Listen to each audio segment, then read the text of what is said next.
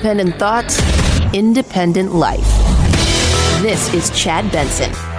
After weeks of blocking the Biden transition, the Trump administration backed down and is now allowing it to begin. Emily Murphy, the administrator of the General Services Administration, officially signed off on releasing federal funds and other federal resources to the now President-elect Biden's transition team. Murphy says she strongly believes that the law requires her to do so, and she says her decision is not based on fear or favoritism. Yeah, Trump tweeted out later on that he knew that she had to do this and that she's, a good person and that for the betterment of the country, this needs to happen. And here we are. What does it mean? This is the first step, I think, to acknowledging that it is over, that there's not a lot that you're going to be able to do. It's the first step into acknowledging that this has taken place, that November 3rd, the people had their vote. They used their voice with that vote, and that they chose Biden. Now, there's still some legal wrangling to go on. There's another recount in Georgia. But these things, nothing is going to change. Nothing is going to change. Now what happens is it's time to start getting people moving on and in, if you will, to D.C., into the departments they're going to be at, and to get them up to speed. The GSA ascertainment frees up $6 billion in federal funds, access to classified briefings, and a green light to submit for security clearances. Biden's transition says it will immediately set up meetings with federal counterparts, start taking stock of national security issues. Yeah, little things like that. Little things like that. Great. We're moving on with our lives. Yesterday I got a lot of pushback, and it's funny, I get pushback from both sides. Chad, why do you humor people? Well, look, Trump has every right to seek the legal recourse that he thinks that he has when it comes to this. Are those Dominion ballot machines and the software, if you go back and look 3 or 4 years, you will find both the right and the left had issues with this, worrying and showing, by the way, these things could be hacked rather easily. Now, 3 years on, does that mean it happened? Probably not. You're going to have to show it. You're going to have to break down and look into all of this stuff. And do I think that happened? No. Is it possible? Anything is possible. Do we need to better our system when it comes to voting? 110%. But I'm not going to sit here and speculate. Let it play out in the court systems. He's lost along the way. I do not believe for a second that he's going to overturn any of these things. And at the end of the day, I think what we're going to have is on the 20th of January, barring something so miraculous, something so unseen, something like, oh my God, President-elect Joe Biden will take the oath of office and he'll be the president of the United States, and we're moving on with our lives. We're still dealing with what? We're dealing with the coronavirus, which is front and center, and it's right here in front of us, hasn't gone anywhere. It's frustrating as it gets, and now we're in a situation where we're just 2 days away from Thanksgiving, and people in the media are doing what they do, which is panic porn. This Thanksgiving is going to suck a bit. Cancel your plans if you absolutely do not need to travel somewhere. Travel by car if you must travel. Limit the number of people, do it outside, and wear your mask. If you're a college student, shelter in place. Separation should be the norm. Avoiding direct contact, including handshakes and hugs. Speak softer, because louder voices, shouting, screaming, actually singing spreads the virus. You can't test your way into Thanksgiving dinner. I mean, you just can't test your way to that table. Having one person serve all the food so multiple people are not handling the serving utensils. And open the windows if you can, or have the air blowing out. A Zoom Thanksgiving is a lot better than an ICU Christmas. Cancel your plans. Cannot be more clear here. Invite grandma? Yeah, if you invite her to a place where she can get sick and die. What you really don't want is your next family event to be a funeral. Eat all of the mashed potatoes by yourself. This Thanksgiving is going to suck.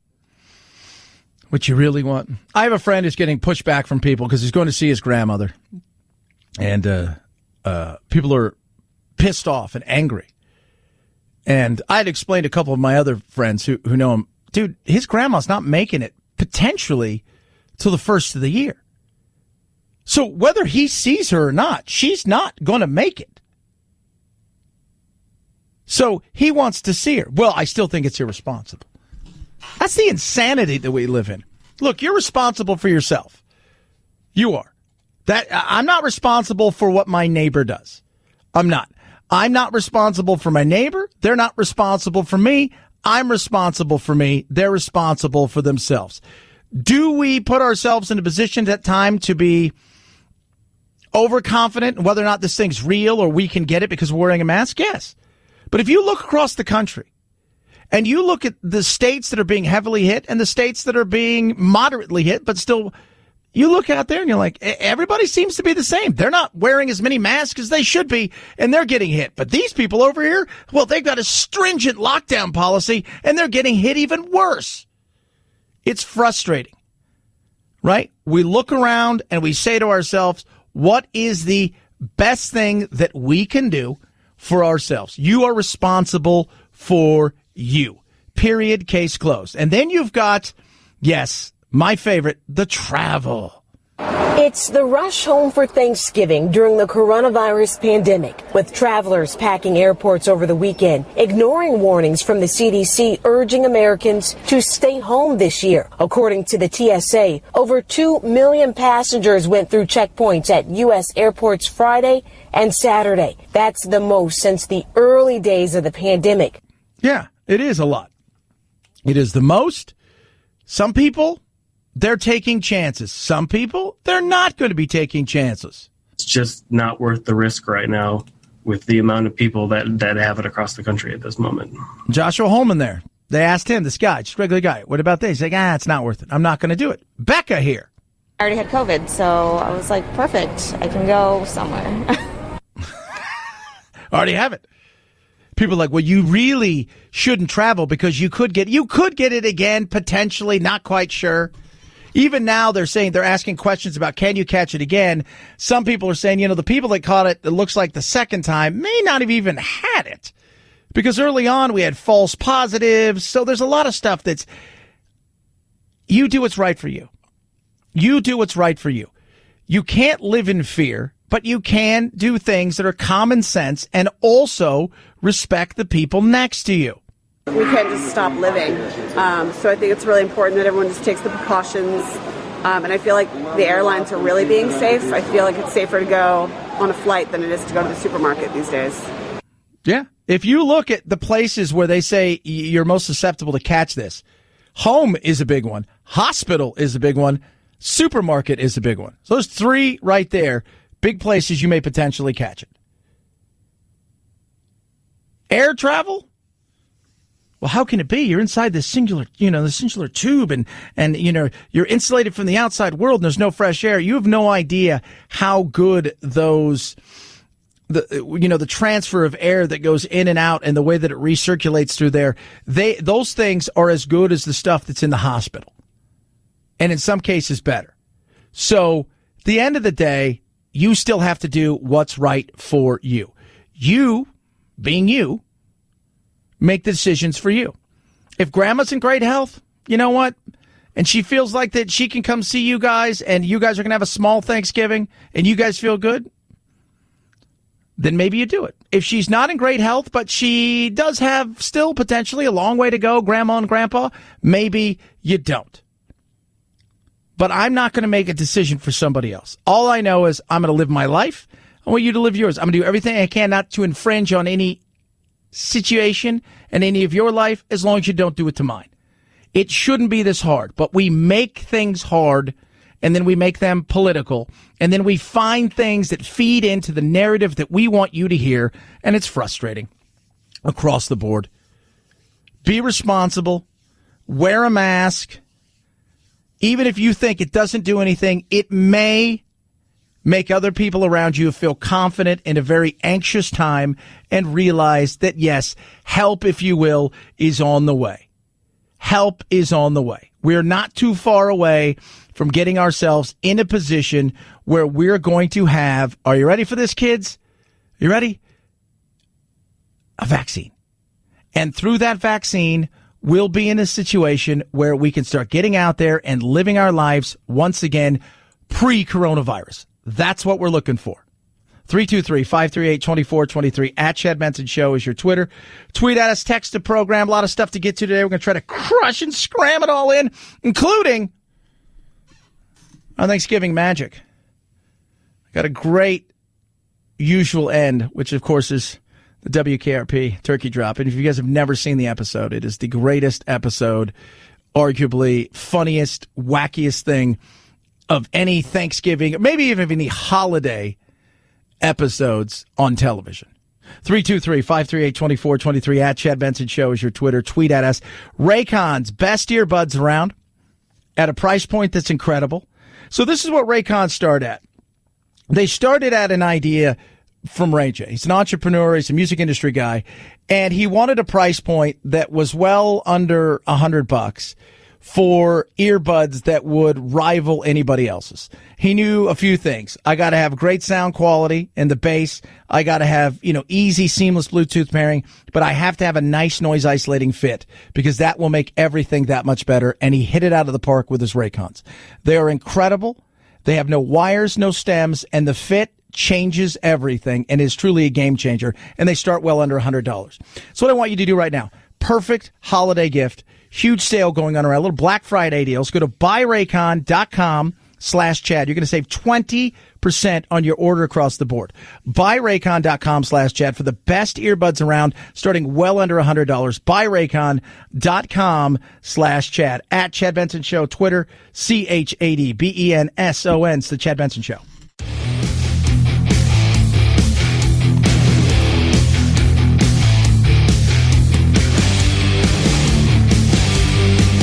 If you like talk radio like Chad Benson likes his meals, you've come to the perfect place for takeout.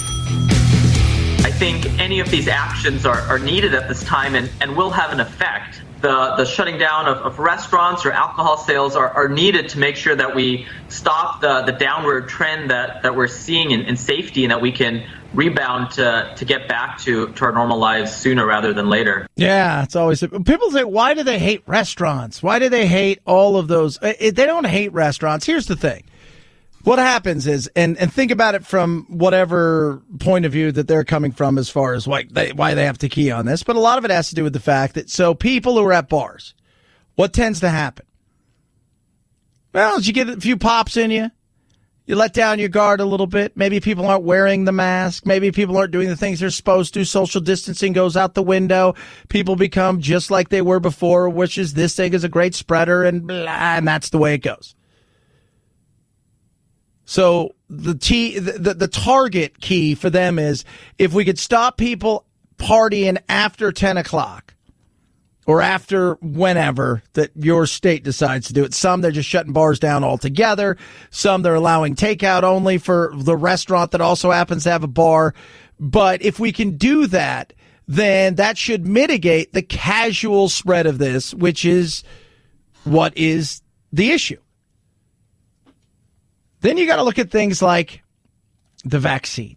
How soon will your state get it? What does that even look like?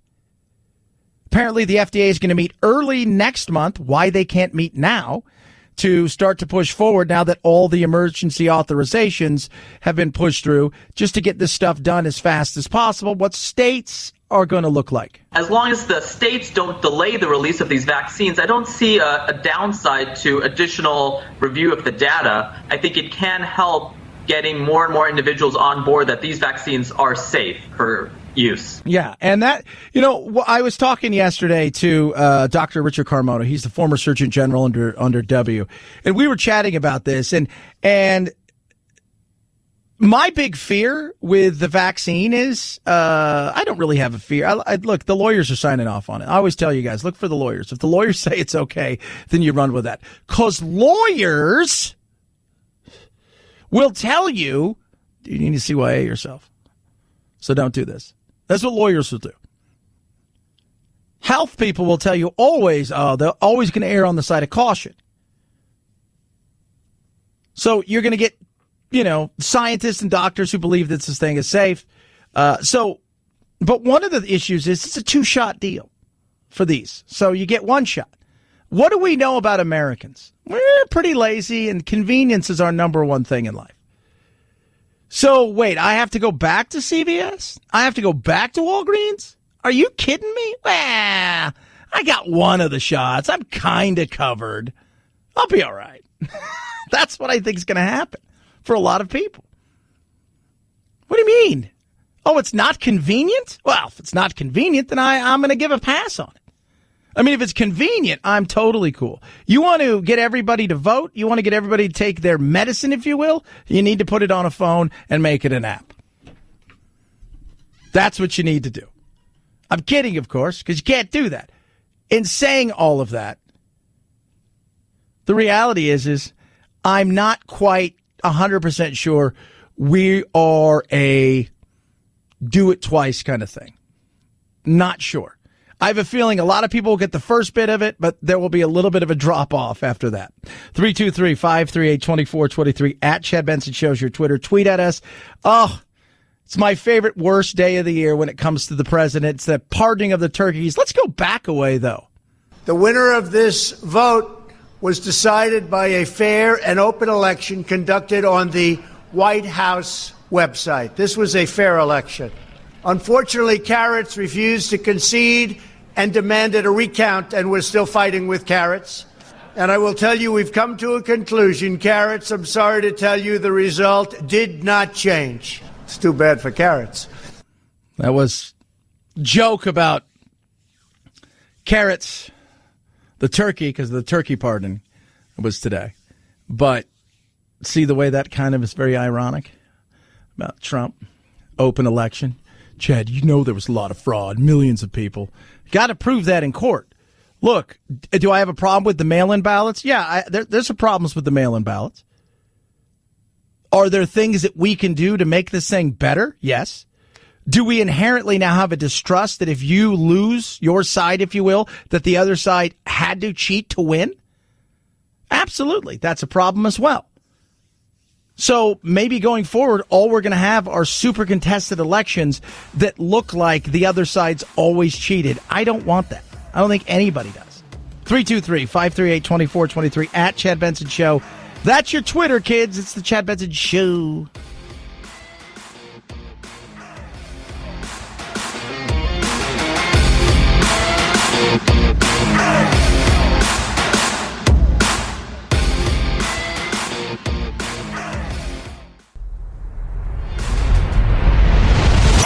The Chad Benson Show.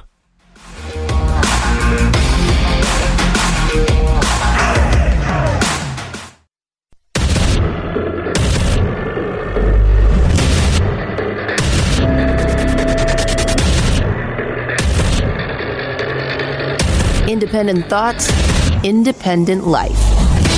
This is Chad Benson. Joe Biden is not going to tell the Justice Department who to investigate or who not to investigate. That's what we saw the past 4 years, the president tampering with the Justice Department, egging on investigations, so on and so forth. He's going to pick an excellent attorney general, an independent Justice Department, and that department will make decisions independently, free of politics, free of political favor in either direction as to how to enforce the laws. That's the way it needs to be if we're going to have the kind of rule of law that's so important in our country. Ron Klain right there, soon to be his right-hand man. When asked about the Department of Justice investigating into Trump,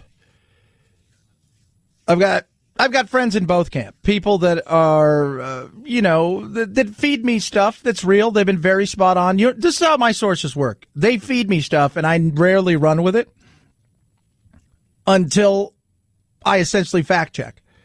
They may feed me something big. I don't run with it, find out to be true. Feed me something else big, don't run with it, find out to be true. Then you start to go, okay, these people are trustworthy. Biden, as much as so many other people want to see Trump prosecuted, the book thrown at him, locked up. Do you support possibly investigating Donald Trump and his administration after he leaves office? Well, I certainly would support investigating the president. What he has done in the 4 years that he has served as president is simply unconscionable. I think criminal. He's placed this country in danger, and he has done everything possible to undermine our democracy. And I don't think that can be overlooked. All right, settle down, Maxine Waters. Settle down. Biden wants none of that, though. And I don't know what Biden would do. And I know that Biden wants to move on. He does not want to be bogged down in investigations. But I think that the president of the United States should be investigated. And we should send a message across the world that we will not tolerate the undermining of our democracy in the way that this president has done. But he's not going to do anything like that. Gerald Ford told Congress in 1974 why he chose to pardon his predecessor. He told him. He said essentially, we need to heal. Right? We need to move on and we need to heal. We need to get past this and we need to heal.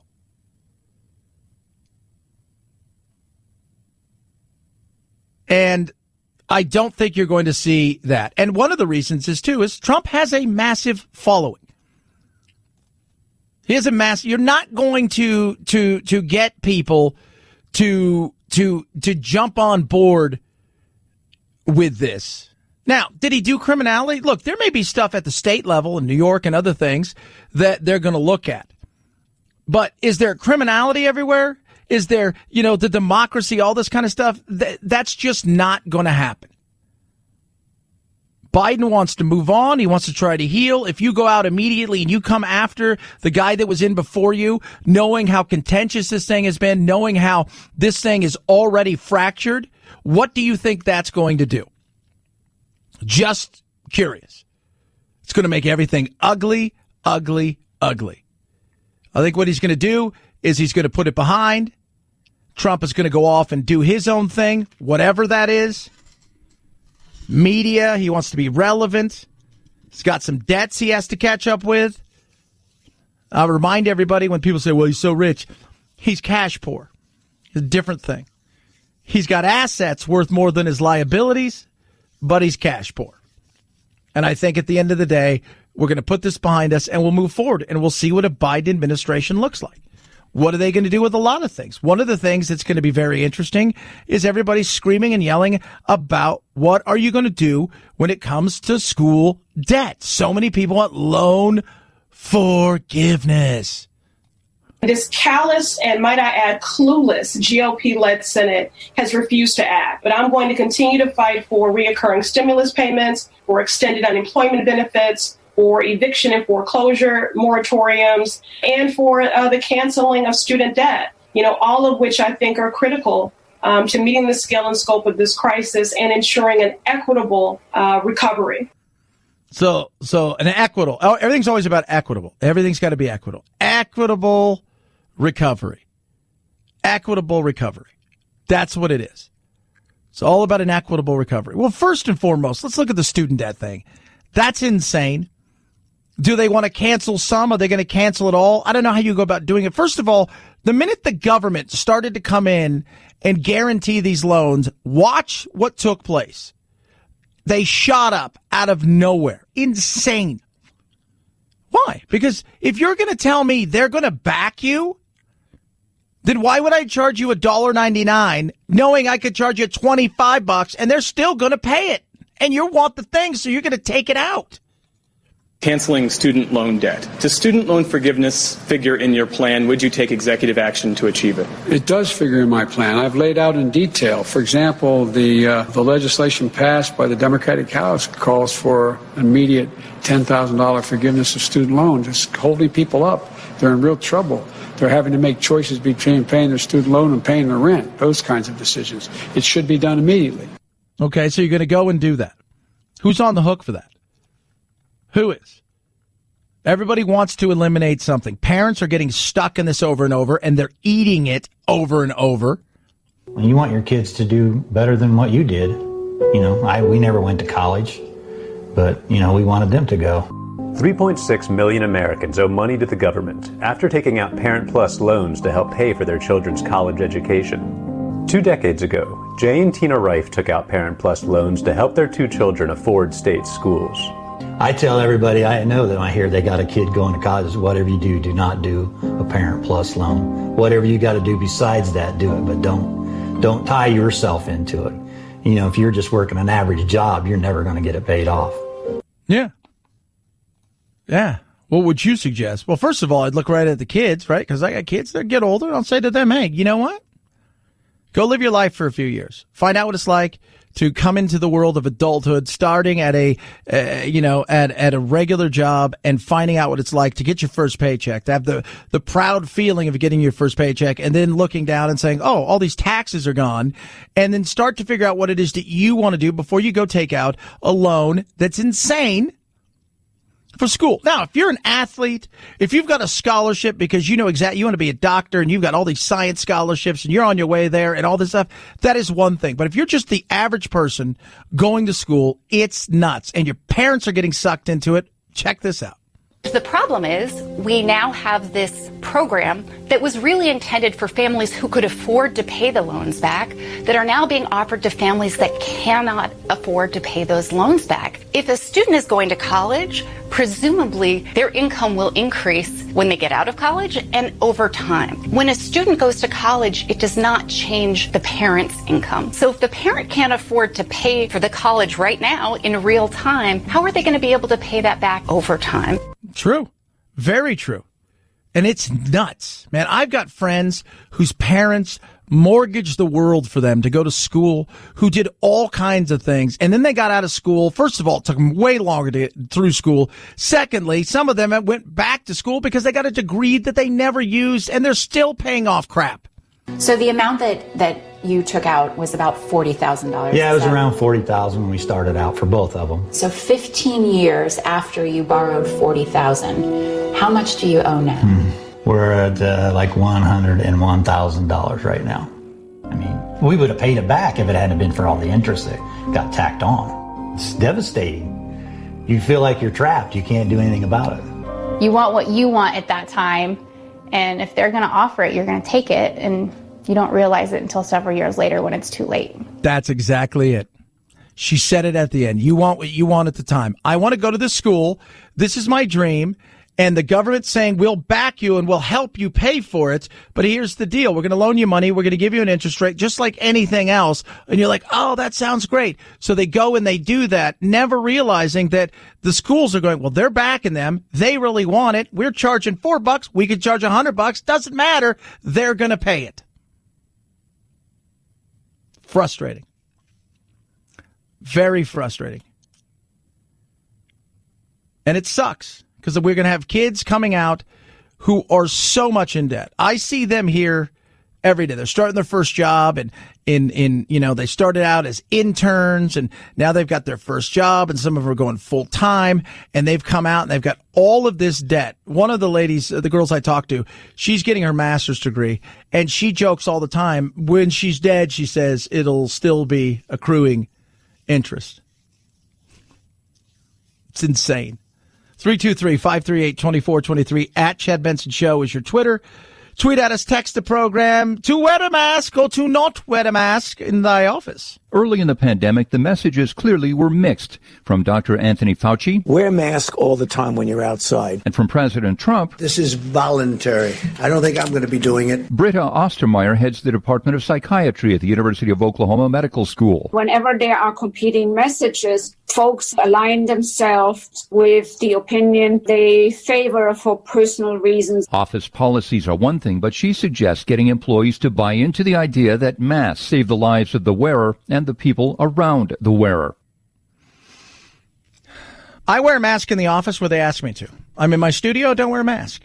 If I'm walking down the hall by myself, because with the way that my office here is set up, is I have my own studio, and then there's a bunch of offices that aren't being used right now. And the other side is where all the newsroom is and everything. I wear a mask over there. If I'm walking to the kitchen by myself and nobody's here, I'm not wearing a mask. It's it. Common sense. I go outside. I wear a mask till I get to outside because we got several other, companies in the building. I'll wear my mask. The minute it gets out, my mask comes off.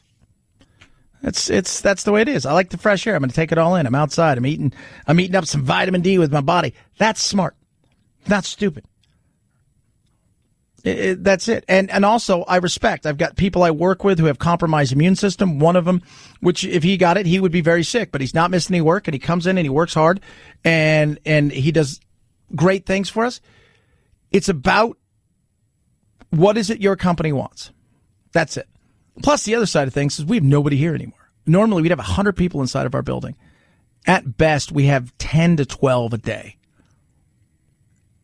which is insane. It's been that way since like March. 323-538-2423 at Chad Benson Show is your Twitter. Tweet at us, text the program, HelloFresh.com. Promo code Benson90. So Benson90 saves you $90 off and you get free shipping. It's a Black Friday sale for America's #1 meal kit. With that, you get to choose between 3 different kinds of meal kits. So they've got the low calorie, they've got the vegetarian, the family friendly option. Why this is great is because time. The amount of time you save not having to think about what's for dinner. Oh, God, what's for dinner? You don't have to worry about it. No standing in front of the pantry or the refrigerator. You just choose the meal from HelloFresh. You take out the recipe card, and within about 20 to 30 minutes, you're sitting down eating dinner. You're saving money as well. Sourced directly from the growers. It's truly fresh. 22 chef-curated recipes each and every week. About 40% savings versus shopping at the grocery store. And this is the other thing I like. It's portioned perfectly. So food waste is virtually none because it's portioned the way it should be. And they've got a great Black Friday sale going on now. Try it for yourself. America's #1 meal kit. HelloFresh.com. Promo code Benson90. Saves you $90 off and gets you free shipping. HelloFresh.com. Promo code Benson90. HelloFresh.com. Promo code Benson90. Chad Benson Show.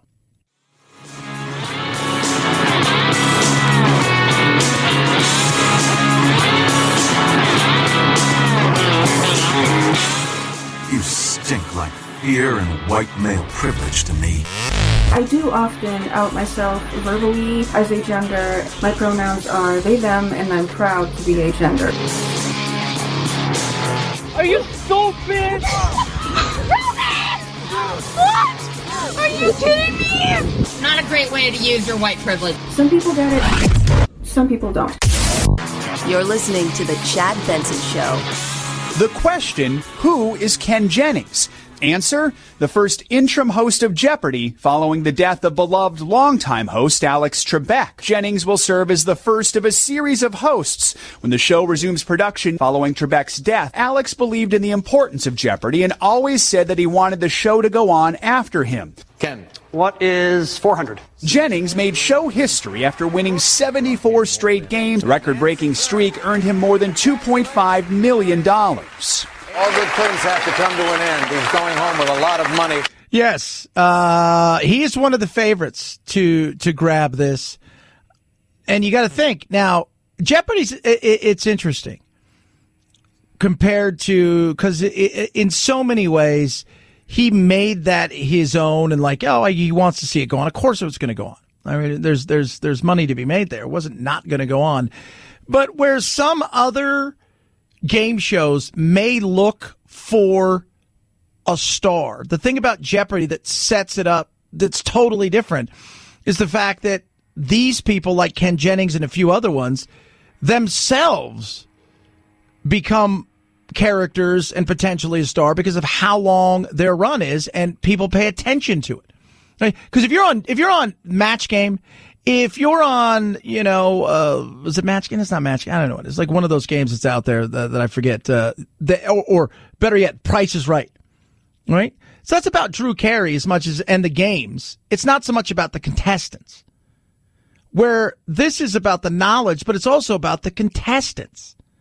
You don't remember, who's the great star of Wheel of Fortune? No, it's about Vanna and it's about, Pat. So I think Ken is one of the leaders in the clubhouse. He's got a chance. I think if he wants it, he's got a really good chance. We shall see. We shall see. Thanksgiving, a few days away.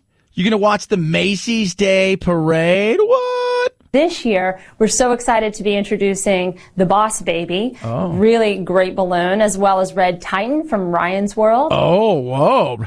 Ryan's World. You know that is a YouTube kid. Just insane. Just insane. Insane amount of viewers. Jenny O will have a turkey spectacular. Lifetime will be celebrating the Christmas season in a Christmas town square.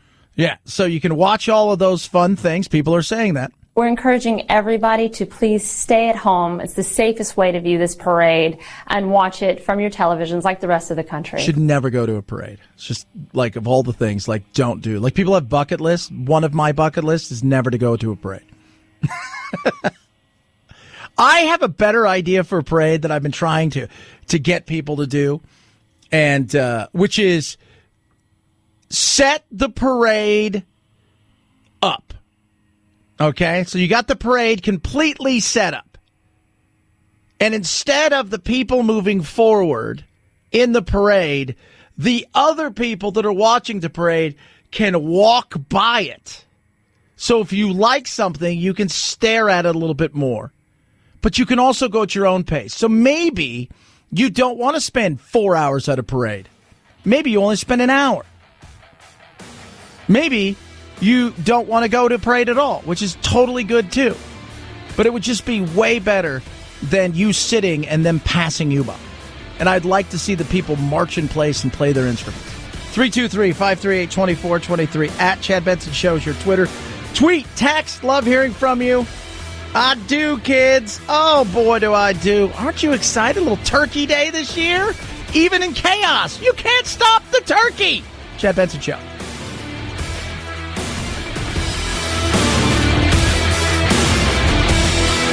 This is the Chad Benson Show.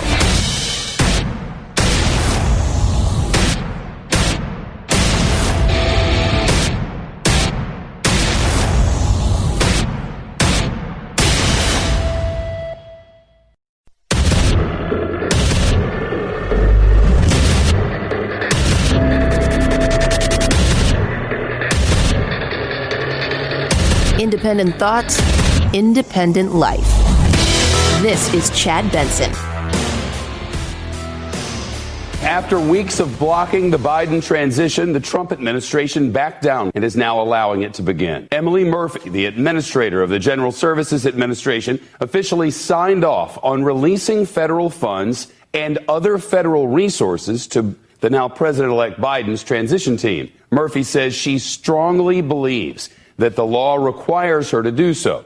And she says her decision is not based on fear or favoritism.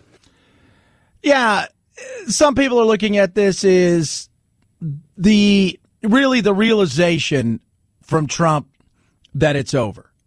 The realization that the lawsuits aren't going to work. The realization that he did not win. And even if he truly believes that he has won this election, he won't be able to prove it in court. He won't. They have suffered loss after loss. They've been laughed out of court, if you will, by some. They've been thrown out of court. I mean, you know, a federal judge over the weekend really had at it with them. And in fact, at one time, even Giuliani said that he exaggerated the amount of fraud that may have taken place. It's frustrating if you're a Trump supporter. And because you so want this to be, oh, yeah, this is like, you have no idea, millions upon millions of votes have been stolen from us. And it's frustrating because you have the left, which for 4 years pushed upon everybody this absolute hoax of this Steele dossier, Russia, and they made it their main thing for the entire 4 years he was president, doing everything they could to undo what took place 4 years earlier. And a lot of people are pissed about that. They are. They're angry. They're upset. They don't want Trump to concede. They're pushing, as hard as they can. They're pissed at anybody who would say he should concede. Let me tell you something to some of you patriots on here that are already conceding this corrupt election of the liberals who are waving the white flag and not putting up a fight. You know what that tells me? You were never in the fight to begin with, because real patriots stand strong and fight. Because we know what's at stake. We know that our country, our freedom, and our future is at stake if we do not put up a fight now against the liberals. Because if the liberals can get away with this cheating right now, they know they can get away with anything from now on. Can you prove it? Yeah. Here's the thing. You don't have to have proof. You don't have to have proof. All I have to say is they cheated. Prove.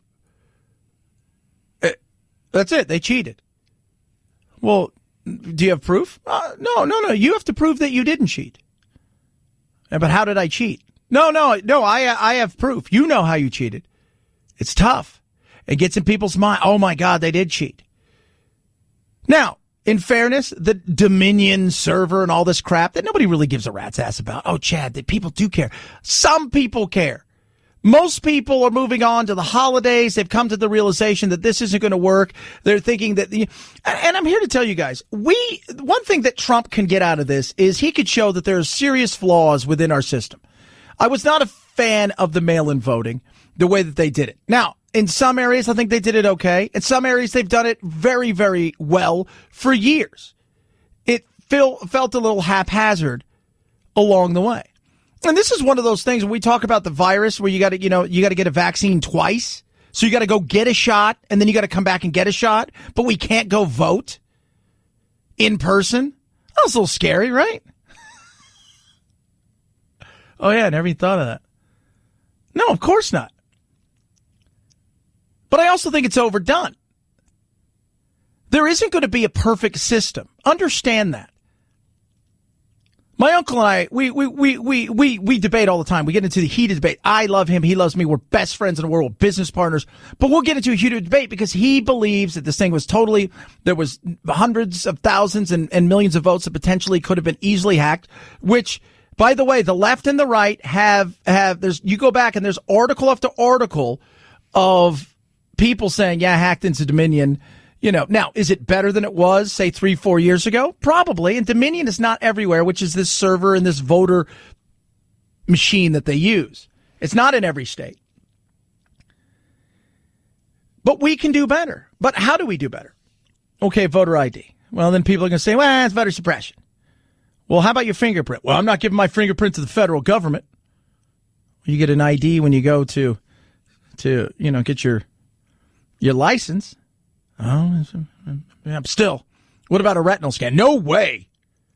Okay, how about facial recognition? There is never going to be a perfect system. And we've also got a thing now where we all have a built-in excuse of why this party lost or that party. My party lost, my party won. Your party only won because you cheated. Your party, people can't fathom that their side got beat. And by the way, the Republicans did extremely well.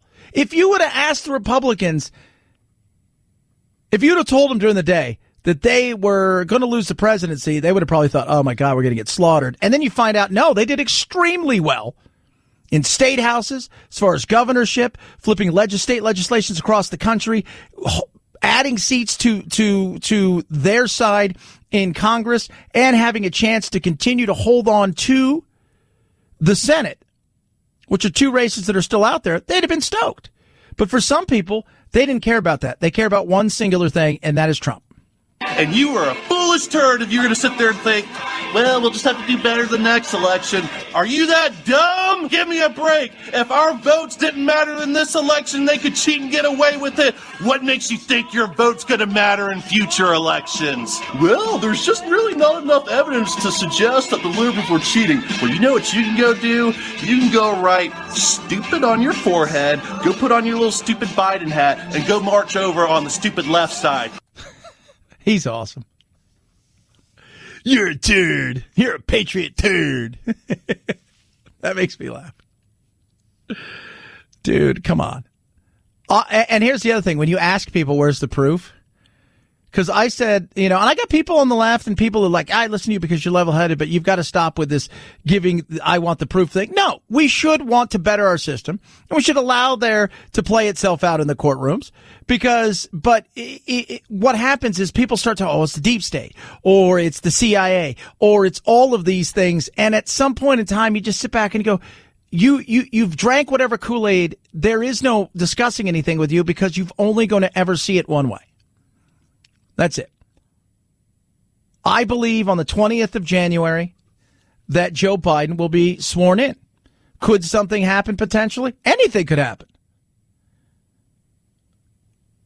Anything. Joe Biden could pass away. Not going to happen. He's in pretty good health. He's mentally deranged, whatever. Trump could figure this out, and they'll have to find out that the Democrats did cheat. It's possible. But I think they would have been on a path much better than what they are now for that. No, this is going to happen. Now, should we look into some of these things? Should we try to find a better way to vote? Absolutely. But at the end of the day, it's tough when you have this partisanship going on and the insanity of some people out there who just will always say, no matter what happens, they were robbed. They were destroyed. It was the other side who cheated. And when they win, and I said this yesterday, I'm still not going to. Do you think Trump would be asking for a recount if they won? Biden would be. Well, there you go. Why wouldn't Trump ask for a recount? Why wouldn't Trump want to drill down if he really thinks that there is massive voter fraud going on? Why is he not going into every state, including the states he won, to find out if there's voter fraud? Curious. Because shouldn't it be about fixing the entire thing and not just a state or two that didn't go your way? Fair question, I think. Speaking of questions, are you going to be going out? Flying somewhere? Traveling somewhere?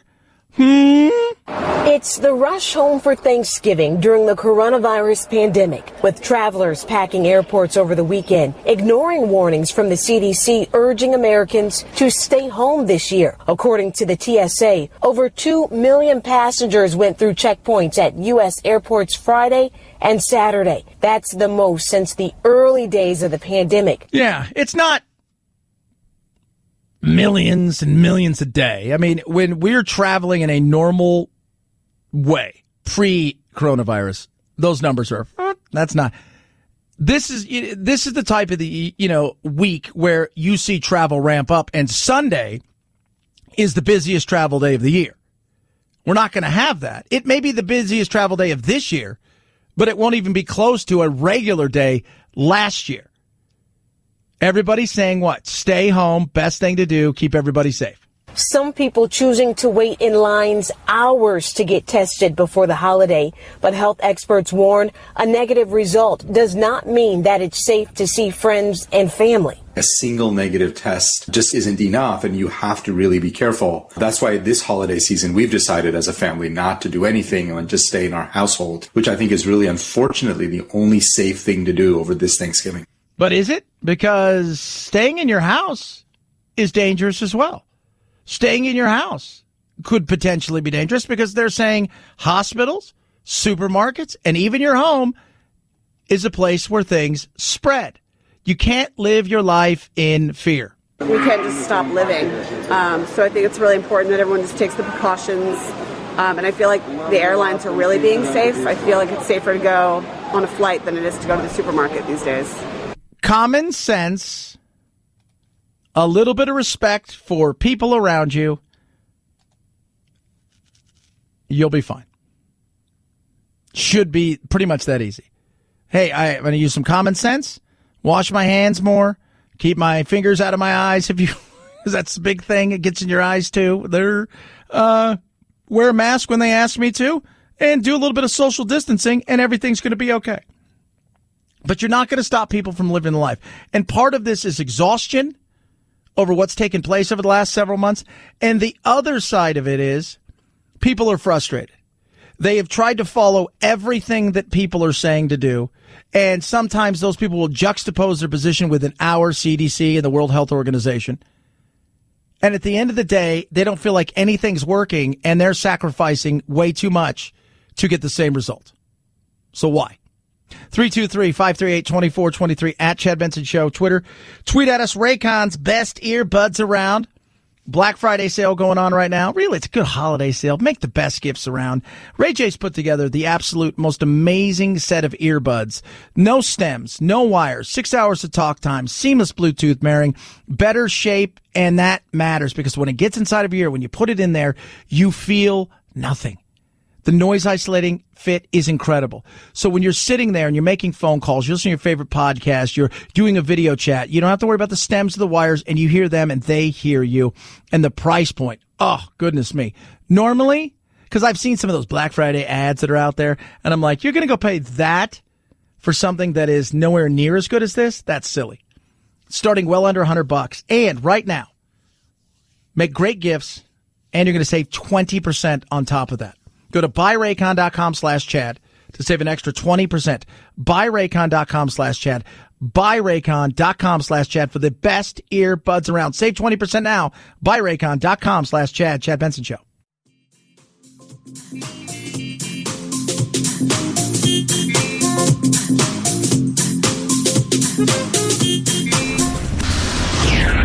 I usually don't get into politics. As an ordinary suburban housewife, I feel a little disrespected. I teach my children not to name call. You are a blabbermouth! Come on, man. Guys, can we please keep the chatter to a minimum? Chad Benson.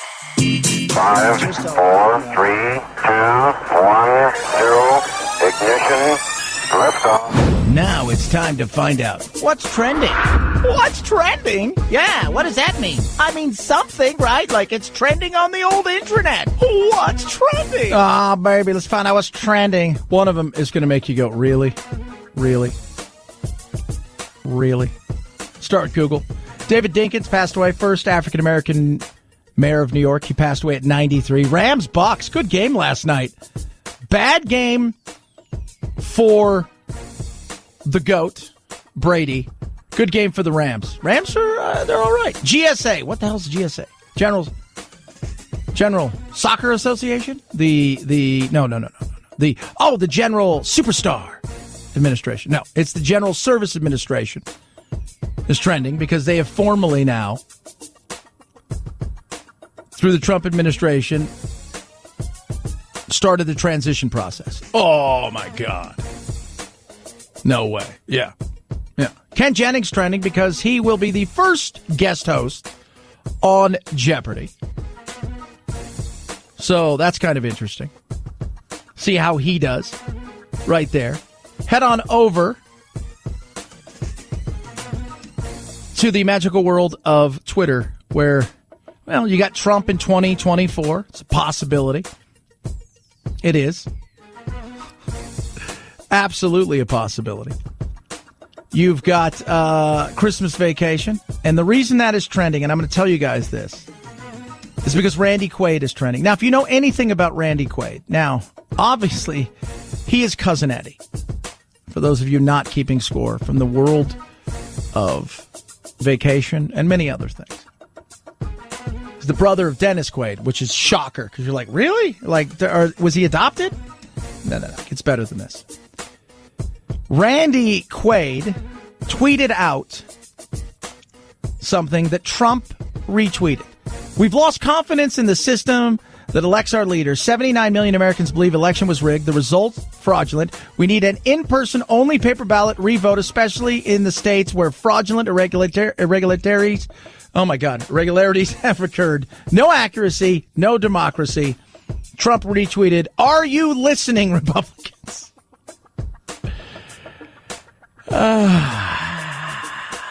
Chad, you just don't understand something.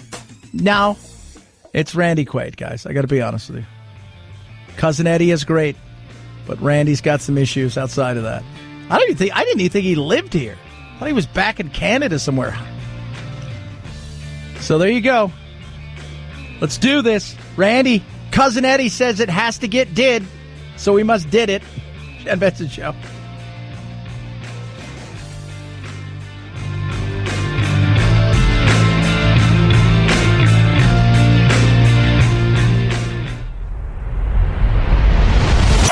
The Chad Benson Show.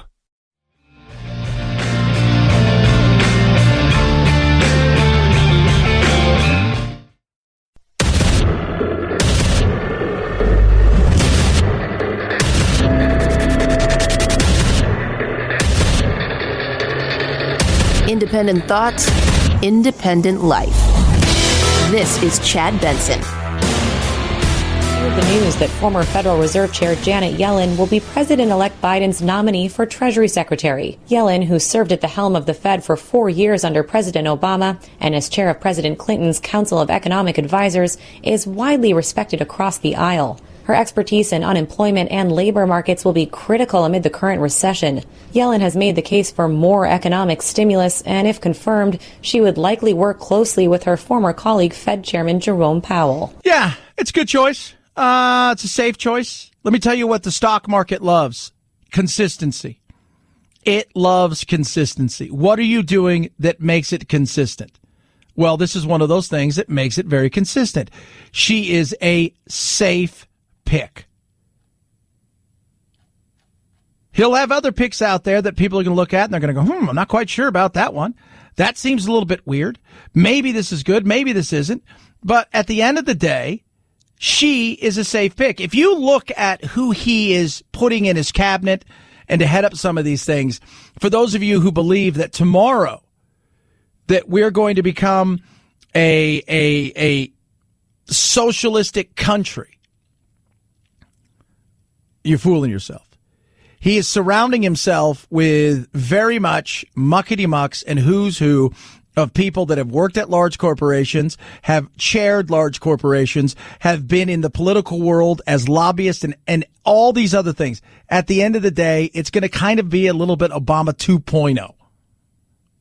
It's kind of what you're going to get here. Safe, predictable, not too exciting. And if you're in the market, well, I'm not in the market. You have a 401k? Well, you have a 401k? Well, then you're in the market. They like that. Safe and predictable. It makes the economy feel good. Make the economy feels good, then consumers feel good. Consumers feel good. They do what? They spend money. If they spend money, what ends up happening? People have to expand their businesses. What's that mean? More jobs, more revenue, more taxes, and so on and so forth. It's finding that right mix. They'll feel good about this. 323-538-2423 at Chad Benson Show is your Twitter. Tweet at us, text the program. Love hearing from you. We played that Patriot guy earlier who was all like, man, you know what, this guy here, this guy's my favorite, by the way. And you are a foolish turd if you're going to sit there and think, well, we'll just have to do better the next election. Are you that dumb? He's all upset because he's, Patriot guy. I don't know him. He's just very, very much a Trump supporter. What I do know, though, is we have a division in our country, a fraction that has happened. We're starting to, we're breaking, oh my God, and just, we're splitting apart. And we have one group of people who are huge Trump supporters, right? Some of them, I joke around, they're cultish in some ways. And the other side, you have regular old liberals that just, they prefer to vote Democratic, and that's the way they see things. Rich should pay their fair share. We need a fair wage, And then you've got the uber progressives. One thing you do have, though, in this day and age is too many people shout really loud, say stupid things, get way too many eyeballs that they don't deserve. And it's nuts. We're at Thanksgiving time. We just got through an election. 4 years ago, the question was, how are you going to do what? Talk to your uncle, your aunt, your father, your mother, whoever, because you can't stand Donald Trump. And if you voted for Donald Trump, you're evil and bad. Well, let's flash forward 4 years. Peacock has got a show. Now, Peacock is NBC's streaming service. It's the Amber Ruffin Show. And let me tell you something. This is the stuff where you sit here and go, this is why Trump. When you listen to this lady, you say, who's causing the division again? Ever since the election, there's been a lot of talk in the media online and maybe even in your white family's group chat about how it's a time to reach out to Republicans who are upset about the election, about how it's important to build bridges to Trump supporters and to find common ground with them. And I just wanted to let each and every person out there know that you 100% absolutely do not have to do that. In all honesty, I would suggest you don't. And here's why. Trump supporters are racist, and if you create a space for racists to thrive, they will. So Trump supporters are racist. So that's what they are. So Trump supporters are racist. You start there, you know where this is going. Don't be like that. Giving a racist your time and energy is like giving a seed water and light. It helps them grow into a flower, but not a normal flower, one of those terrifying flowers from Little Shop of Horrors. You don't owe them anything, especially forgiveness, because it's okay if you don't forgive them for what they've done. Separating families, empowering white supremacists, bringing back Kid Rock. It is not a white elephant party with your office. It's a red elephant party, and all of their gifts are bad and hate black people. Oh, it's totally. Her name's Amber Ruffin. She's just getting started. So you don't owe anybody forgiveness. Everybody who's a Trump supporter is a racist, and Trump is evil and bad, and he separates families. He puts them in cages. Well, he did do that. Obama did it first. And I don't blame Obama. We have a problem with immigration, which, by the way, nobody's paying attention to, is getting really bad again. Never been dealt with. Frustrating, absolutely. And of course, if you're a Trump supporter, you hate all black people. And if you're a black Trump supporter, well, you hate your own.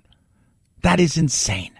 You do not have to go to their weddings, and you do not have to invite them to yours. Your uncle isn't weird. Weird uncles have eye patches and tell ghost stories. Your uncle is a racist. Now, to be clear, I'm not saying anything radical. I'm not saying burn it down yet.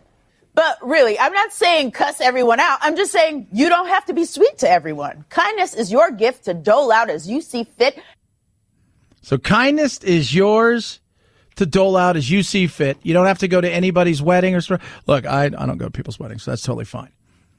But this is the stuff right here. Amber Ruffin, Peacock. Could you imagine if Peacock said, hey, Chad, we're going to give you a show, and you could be as wild and crazy, say the most outrageous things, right? And they say, okay, cool. And you go on there and you're like, hey, you don't have to give anybody on the left any kind of leeway whatsoever. And you go on there and you're like, these people are the worst. They're communistic. They hate you. And you go, there's people out there that do that. And I call them out as well. Because they should be. I'm trying to bring, I don't care about civility. We can have arguments. We can have discussions. What I want is common sense, logical liberals, right? Respectable Republicans, reasonable. We all come together. We talk. We sit down and we find out what out of all of this, where do we meet? We meet here. You believe in this. I believe in that. You believe this. I believe in that. Let's have conversation. We may differ in other areas. But when you go out and you blanketly say, all Trump supporters are racist, you're an asshat. Period. Case closed. You don't have to be nice to Trump supporters. You don't have to find ways to get close to them. In fact, you shouldn't get close to them because they're probably not wearing a mask. They deserve to lose, and they lost. And they're allowed to be sad, but you're allowed to laugh at them because after all the things they did to us, this shit is funny as hell. And what exactly did they do to you? Well, you know, the things. What did they do to you? What is it? I'm always curious about the thing that they, like, what it did. Trump's a racist, and I know he invented racism because before this there was none of that. Well, no, I mean, that's not. But you know what I mean. No, I'm curious. Well, he's friends with dictators. Let's not forget the guy that's going to be president on January 20th.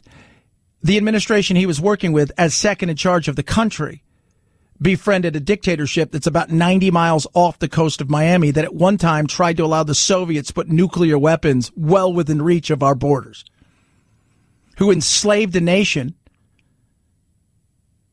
tortured and killed thousands of their countrymen and women, and still continue to clamp down. And we started to normalize relations only to find out within months they had done things to hurt the people that we put over there. So slow your roll. Slow your roll. This is insanity. This is the kind of stuff where people cheer. Oh, that's right. How's that going to help? And it's funny because some people out there, especially on the left, believe that their version of hate has some moral high ground. Like they're morally superior because they hate you and your politics. Now, she doesn't speak for everybody. She probably speaks for a small group of people. The difference is she has a platform to speak on a place that's not YouTube or the dark webs or QAnon or somewhere like that, but on Peacock, NBC. I find that to be a little odd. But it's the media. This is where they are. We've known that for a long time. People always hit me up with, Chad, well, the media does. I'm like, I don't care what the media does. You already know the media does those things. So what do you care? What do you care? You don't. The media's decided that this is where they want to live. They want to live on the left, and that's where they're going to live. The right is trying to find their place, and they'll find it.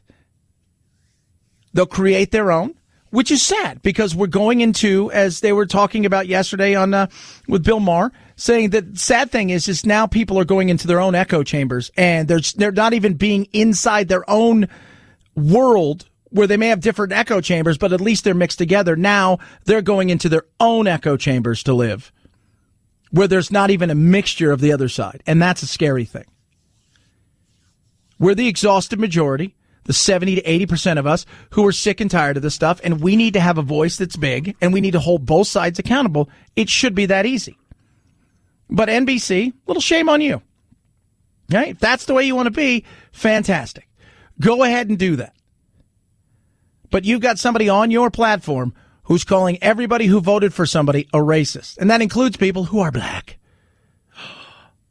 But that's what I expect anymore from the media in particular.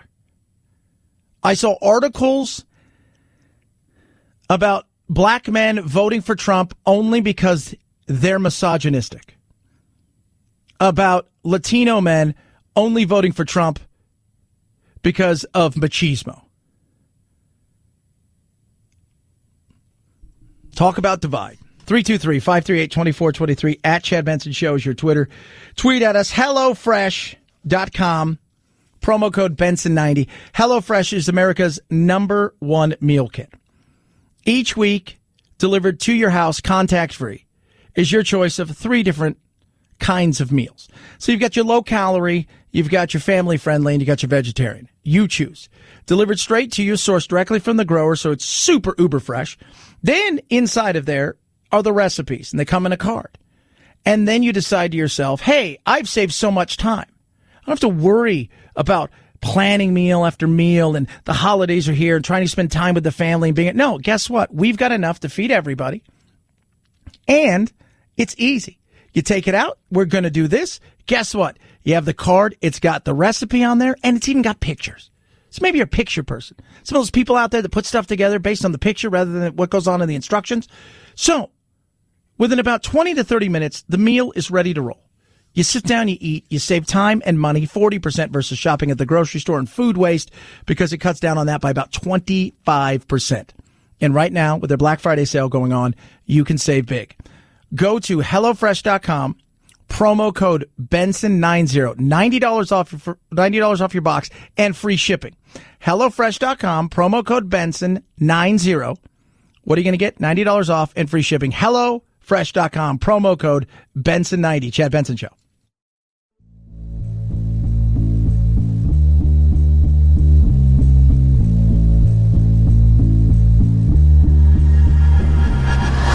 Hashtag me too. Hashtag immigration reforms. Hashtag help. I'm trapped in a hashtag factory and I can't get out.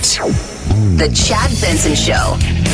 A man who was seen forcefully exhaling on 2 women outside President Trump's Virginia golf course has now been charged with assault. 61-year-old Raymond Deskins is being charged with misdemeanor assault after a private citizen obtained a warrant through a county magistrate. Video widely shared on social media shows the incident. So he breathes, and it's now assault. That's where we are. Well, you understand, Chad. You could have COVID. And it's at Trump's golf course, so automatically Trump is totally involved in this. That's where we are. Breathing on someone. No!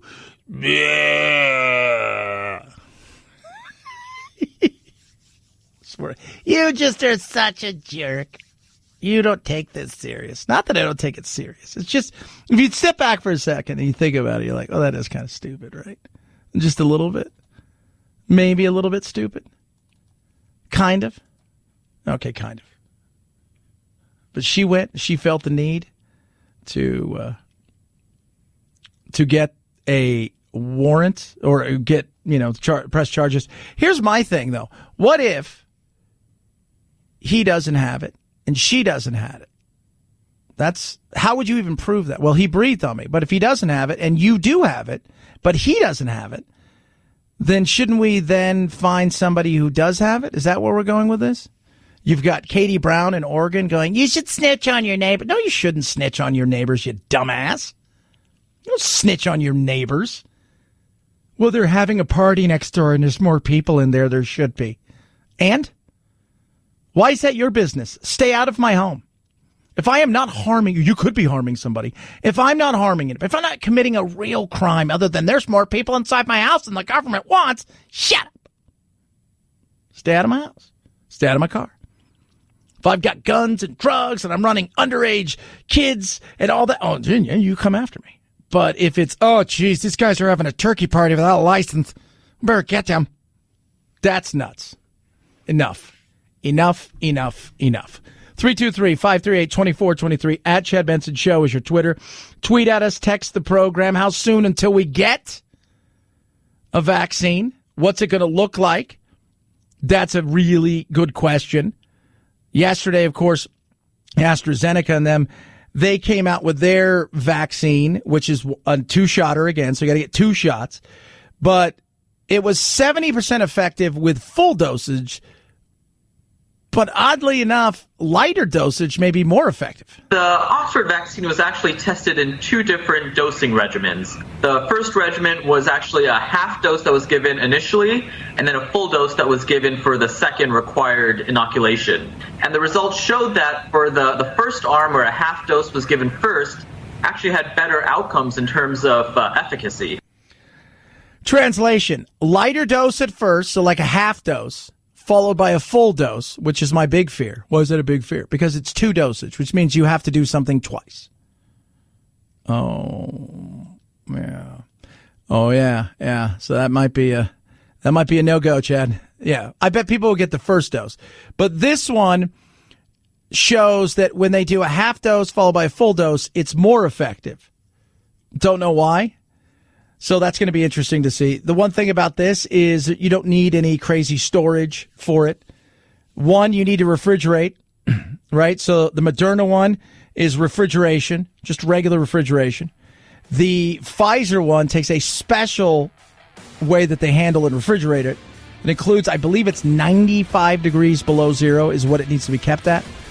And this one seems to be, I don't know, maybe keep it in the pantry.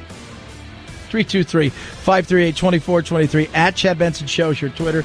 Tweet and text the program. Love hearing from every single one of you kids. It's the Chad Benson Show.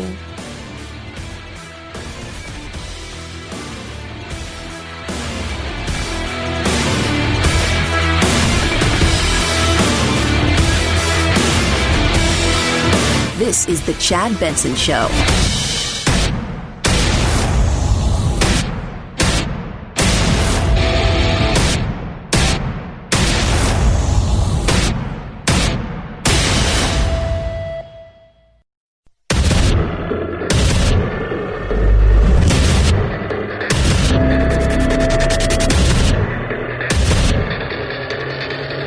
Independent thoughts, independent life. This is Chad Benson. This Thanksgiving is going to suck a bit. Cancel your plans if you absolutely do not need to travel somewhere. Travel by car if you must travel. Limit the number of people, do it outside, and wear your mask. If you're a college student, shelter in place. Separation should be the norm. Avoiding direct contact, including handshakes and hugs. Speak softer, because louder voices, shouting, screaming, actually singing spreads the virus. You can't test your way into Thanksgiving dinner. I mean, you just can't test your way to that table. Having one person serve all the food so multiple people are not handling the serving utensils. And open the windows if you can, or have the air blowing out. A Zoom Thanksgiving is a lot better than an ICU Christmas. Cancel your plans. Cannot be more clear here. Invite grandma? Yeah, if you invite her to a place where she can get sick and die. What you really don't want is your next family event to be a funeral. Eat all of the mashed potatoes by yourself. This Thanksgiving is going to suck. I gotta be honest. I think if you're eating all of the mashed potatoes by yourself, that is a cry for help.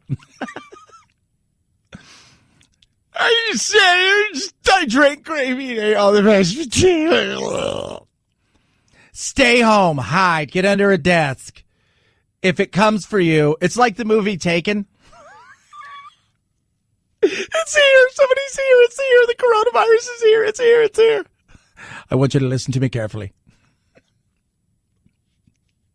Find somewhere to hide. Now listen here. They will take you.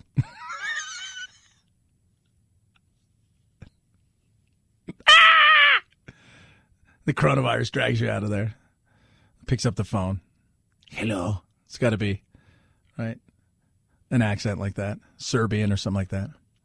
I don't know who you are, what you want, but in 4 to 6 months, we'll have a vaccine. And there's a 99.8% chance the person you just took is going to be fine. Chad. It's not very nice, but it's kind of true and funny. Oh, stay where you are. Don't move. Hands up, it's COVID, please. Do you have too many people in your house? I think you do. I'm excited. It is a it's turkey time. We're going to be eating a little food, having some festive stuff. Now, I know they're telling you to stay where you are. Don't go anywhere. For God's sake, don't get on an airplane. It's the rush home for Thanksgiving during the coronavirus pandemic, with travelers packing airports over the weekend, ignoring warnings from the CDC urging Americans to stay home this year. According to the TSA, over 2 million passengers went through checkpoints at U.S. airports Friday and Saturday. That's the most since the early days of the pandemic. That is the most since the early days. The most since the earliest of all days. We're traveling in abundance. How safe is it? Every week I see somebody says, it's safe. It's super safe. It's absolutely safe. Can't get any safer. Air travel is the safest thing out there.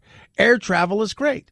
Going from point A to point B is fine. You wear a mask, you social distance. A lot of places aren't, are having you social distance. There's not a lot of people inside of airports.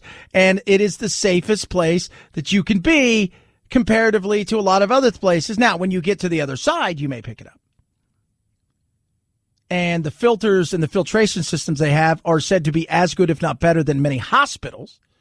But as safe as they say it is, some people. Thanksgiving travel plays a big role in the spread of emerging flu viruses. The average flu we know gets sparked across the country, early on because of holiday travel. So we know transportation plays a role. People move around, and it's not necessarily even in the plane or in the vehicle, but it's all the other things you do in the airport, the pit stops, the bus terminals, all these places where it's hard to have social distancing.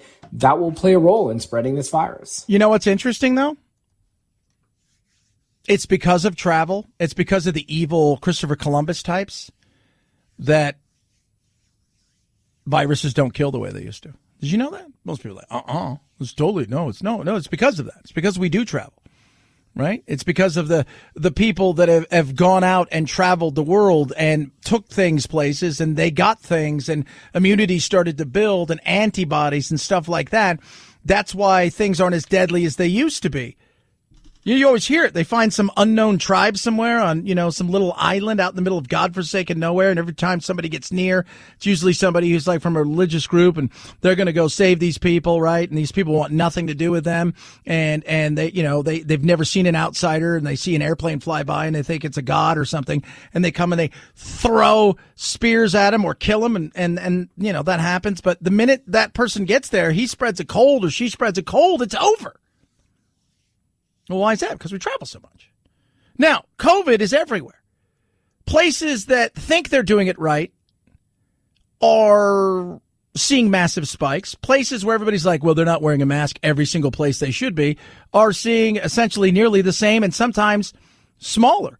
Pima County, which is in a different part of, so I'm in Maricopa County, Phoenix. Tucson's in Pima. Tucson's kind of the liberal version of the state, if you will. They're very much stricter on masks and things like that. Their positivity rate and their spread is massive. A little bit more lax here. Ours isn't as bad. California, it's getting really ugly. This is everywhere. This is everywhere. Now, is it going to be an ugly holiday? For some, it may be. I don't know what's going to happen, but this traveler kind of said it best. We can't just stop living. So I think it's really important that everyone just takes the precautions. And I feel like the airlines are really being safe. I feel like it's safer to go on a flight than it is to go to the supermarket these days. You can't live your life in fear. You take calculated risk every day. You get in the car, you get in the shower. I mean, people, that's silly. You know how many people die from falls every year? Like one of the number one killers inside the home, falling off ladders. You take a calculated risk all the time. Now, this is different because you can spread it, but you take a risk. I'm going to go to the store. I'm going to wear a mask. I'm going to socially distance as best as I possibly can. And I'm going to try to get in and out of there, go home and do the things that I can do because I don't want to get people sick and I don't want myself to get sick. You do the best you can. But what you don't do is say, I'm going to hole up in my house and never leave until.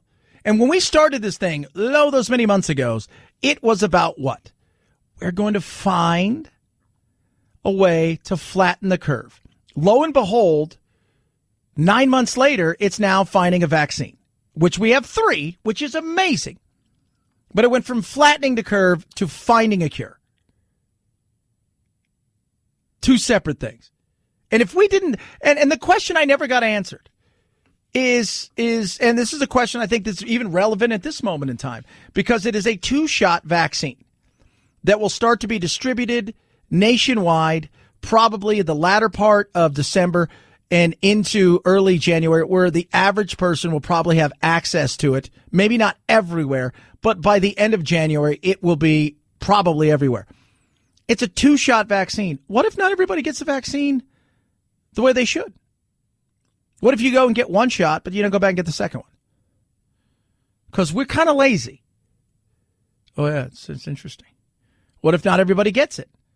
What if we're in this mess that we've cobbled together half-ass herd immunity, and the people that have gone and got the vaccine are fine, but some people aren't, and it still spreads, and you're still stuck on these.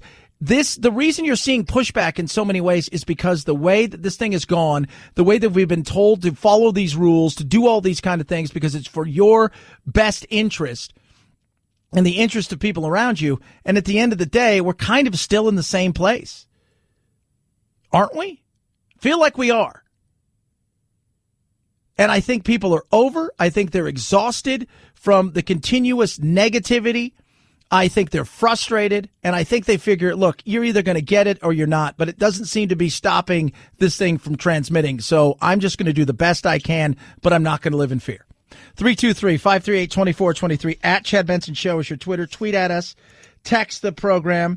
Do love hearing from every single one of you. Real quick, yesterday. After weeks of blocking the Biden transition, the Trump administration backed down and is now allowing it to begin. Emily Murphy, the administrator of the General Services Administration, officially signed off on releasing federal funds and other federal resources to the now President-elect Biden's transition team. Murphy says she strongly believes that the law requires her to do so.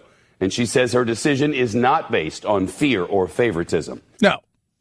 Translation, he's kind of running out of ways to delay this thing. And he even tweeted that this is the right thing to do for the country. He's going to continue to keep fighting, let it play itself out. But it's moving forward, and we'll go from there. There'll be other lawsuits, and maybe some of them make it to the Supreme Court. Maybe they continue to get thrown out. But it plays it out. It's time to move forward just in case, President Trump, that this doesn't work the way that you think it's going to work, that we're ready to roll. And I think it's going to be, to me, I still think Biden won, but they have their cases that they think are going to work out in the courts, and they're going to show that there's been widespread fraud and mass chaos, and let that self play it out. But at this moment in time, this is where we are, and we move forward. And that's it. Go from there. Prove it. If you got it, I don't want conferences and news conference after conference telling me all this stuff. If you don't have to tell me, you have to prove it in the court. And you have to show, you're not showing anybody else the evidence, so show it in the court, and then we can talk about it. 323-538-2423 at Chad Benson Show is your Twitter. Tweet at us. Raycon, best earbuds around. Get yours. They got a great holiday special going on, 20% off the best earbuds around that start well under $100 already. And it's incredible. So nice noise isolating fit. And the fit to me is the most important thing. The sound design, the bass, the quality, the way that you can control it. All of those things that Ray J put together are amazing, including the seamless Bluetooth pairing, which is so easy, and just the talk time, 6 hours of it. There's no wires, there's no stems. The comfort inside of these things when you wear them is so awesome, which makes everything else incredible. But the price point as well, well under $100. And right now you're going to save an extra 20% this holiday season. Go to buyraycon.com/Chad. Buy.com/Chad. Get the best earbuds around. Period. Case closed. End of story. Buyraycon.com/Chad. Chad Benson Show.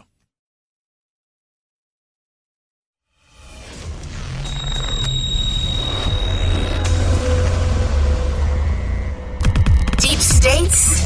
No. Deep doo-doo? Yeah. The Chad Benson Show.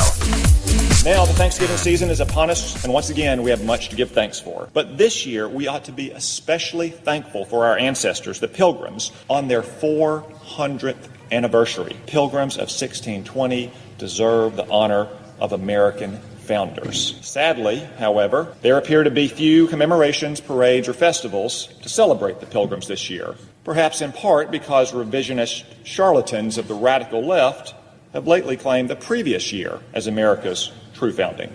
Yeah. It's very interesting. Tom Cotton there. We do have revisionist history. Don't pretend that we don't. We have this massive revisionist history that is going on. Do the Pilgrims deserve? Yeah, they deserve. Absolutely. Look, you can hate them for all that you want. We act like the Pilgrims came here, like the Indians were all best friends. Like the Native Americans were all running around like, hey, we're all best friends. And you find out that no, they were fighting each other and slaughtering each other and trying to dominate each other. The Pilgrims, they took a chance. They escaped. They escaped England because they didn't like what they got there. They went to the Holland. They didn't like what they got there. Then they came here to a new world and tried to set something up. And, of course, that's evil. Just today, for instance, the New York Times called this story a myth and a caricature, in the food section, no less. Maybe the politically correct editors of the debunked 1619 Project are now responsible for pumpkin pie recipes at the Times as well. But I, for one, still have the pride and confidence of our forebears. So here today, I speak in the spirit of that cabin, and I reaffirm that old compact. They did something. They tried something. We can have a disdain for a lot of the stuff that took place, for people that were ignorant, who didn't quite understand all that was happening, and who were, you know, you're in survival mode in more ways than one, which brings you to the great debate about how did the first Thanksgiving come together and what was this all about? You know, for people on the left, it was because, the Native Americans were so gracious and stuff. And yeah, a lot of that was true. And it shouldn't be a left or right thing. For people on the right, it was like, hey, socialism failed. A lot of that was true. Because back then, the reason they were starving is because it was what? It's a communal thing. We're all just going to till this land and we're going to do this stuff, but we've only got 5 or 6 guys that can really do this. So they'll do most of the work and then we'll go from there. And they started looking around and William Bradford's like, this sucks. We got nothing. How much? 3 kernels. Starvation and disease were what? Rampant. Communal approach sucked. So they said, you know what? New course. Instead of holding land all in common, we're going to divide it up amongst the colonists. Plant, work themselves. That's his words. Cleaned up a little bit for the modern people. Good success. People did good. They did. Look, did bad things happen way back in the day? Absolutely. Was it out of fear? 100%. Was it out of ignorance? Yeah, because people were scared. They didn't quite understand anything. There was so many things that went into it. It was crazy. But we learned lessons, and we've got a lot to be thankful for all the chaos that's taken place this year, right? For all the chaos, for all the lunacy, for all the COVID, for the election, for the economic crisis and stuff. The reality is we live in a modern time where we're able to overcome stuff extremely fast. Bradford wrote, one of the original Pilgrims, taking away property and bringing into a commonwealth would make them happy and flourishing as if they were wiser than God. For this community, so far it was found to breed much confusion, discontent, and retard much employment that would have been their benefit and comfort. For ye men that were most able to fit in labor and service did repine, that they should spend their time and strength to work for other men's wives and children without recompense. Translation, they busted their butt. They worked hard. They didn't sow. They sowed, but they didn't reap. The other people, they got to reap, but they weren't sowing. Didn't think it was fair. Didn't think it was fair. Some people look at something like this and they see, wow, the Pilgrims taught us a lesson about what it's like to have your own land, to have private property, to work for yourself, to have those kind of freedoms. And for other people, they see this as, oh, here's a bunch of white people that came over with a giant buckle on their shoe and a buckle on their hat and stole and destroyed and killed. Revisionist history. We look at things and we decide what we want to see. And that's sad. Because the reality is they were escaping something. They wanted a new life and a new start. And by the way, they, in many cases, did get along with many of the people who are native. But we forget all of that because there's a narrative always. 323-538-2423 at Chad Benson Show is your Twitter. Speaking of that, how did we get Thanksgiving? We're going to talk about it, plus WKRP's turkey drop. Oh, yeah. Chad Benson Show.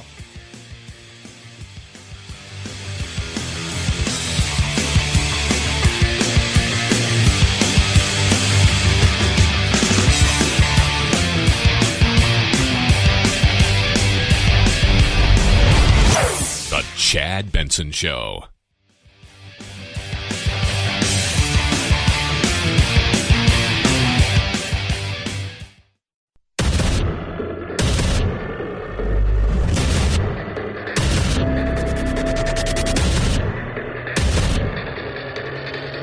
Independent thoughts, independent life. This is Chad Benson. She rocks and roll. We were just chatting offline. She's actually fun. She's got a new book out.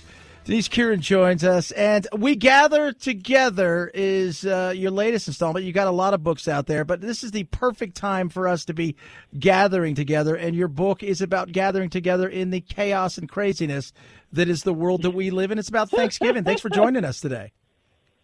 Thank you so much for having me. Yes, gathering together, if not physically, then in spirit in these crazy, crazy times. Yes, I had no idea when I was. Go ahead. I had no idea when I wrote this book the world it would land in. You know what? That's what I was going to ask you. Like, when did you say, okay, I'm going to write a book and it's going to be about Thanksgiving? Did you have any idea? Like, you didn't start writing this like six weeks ago. This had to be well ahead of that. You know, and it's so funny is you always know as a writer, like you get ideas and then you tweak the ideas and then you write the book and you revise the book and then your editor has things to say and then you get into proofing and production and blah, blah, blah. And these things are in your life for a while and you always know you can't game when it's going to come out and you know, what's going to be going on or not going on. But, oh, my gosh, I've been doing this for a while now. I had no idea, like, I would be promoting a book titled We Gather Together when, like, social distancing became, like, phrase of the year or whatever. I don't even know, what Merriam-Webster calls it. But that you would have these, it would land in the middle of a pandemic. That was a big surprise to me. But, at the same time, I think the concept behind it, the idea of gratitude as, a compelling human instinct, as, a global timeless concept, I think that still works. I hope so. Absolutely. I do, too. And I don't think people, I always tell everybody, the more grateful you are for things, you'd be surprised about the more things that end up in your life that work for you. So let's first talk about Sarah Josepha Hale. I hope I said that right, because very interesting about her, kind of the way that, like, she started the whole gratitude kick. Well, what's so interesting about, Sarah Josepha Hale was, she's certainly a linchpin in this book. She was a widowed mother of 5, no formal schooling, who goes on to become one of the most influential magazine editors in the country in the 19th century. And she was the kind of person who, if she lived today, you'd call her an influencer, right? One of those people who has like 1 million Instagram followers or something. But, her pulpit her pulpit was her magazine, and her magazine was one of the most, if not the most popular, widely read magazine in the 19th century, one of the most widely read. And she was, it wasn't just about sort of, how to dress and how to set a table and what to cook, although those things were in there. She talked about what to read. She talked about, the importance of education for, especially for young women, how important it was for kids to exercise. She drew attention to charitable causes.